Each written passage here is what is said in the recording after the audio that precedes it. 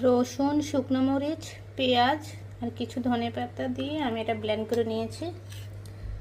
একদম চাইলে আপনারা এটা ভর্তা হিসেবেও খেতে পারবেন। এটা অনেক মজা হয়েছে। আমি একটু লবণও দিয়েছি। এটা দিয়ে আমি শুটকির ভর্তাটা বানাবো। চেপা শুটকির ভর্তাটার মেন উপাদান কিন্তু এটাই।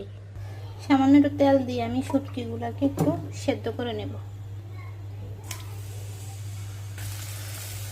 এটা থেকে সেদ্ধ করে নিলে এটা কি হবে, পুরো কাঁটাগুলো আলাদা হয়ে যাবে। এই শুটকির ভর্তাটা আমি অনেক বছর আগে একটা বাসায় থাকতাম ভাড়া, ওইটার নিচে একটা হোটেল ছিল, তো ওই হোটেলের বাবুর্চি থেকে শিখেছিলাম। এটা এত মজা লাগতো আমার কাছে। আমি বাবুকে স্কুলে দিয়ে আসার পথে একটু শুটকির ভর্তা নিয়ে আসতাম খাবারের জন্য। আমি হোটেল স্টাইলেই করছি।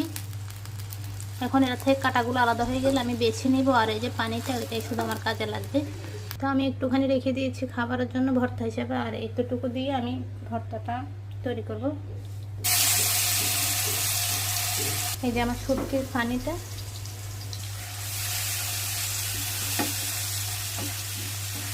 এখানে আর কিছুই দিতে হবে না, একটু লবণ অ্যাড করবো আর এই যে শুটকির পানিটা দিয়ে দিলাম।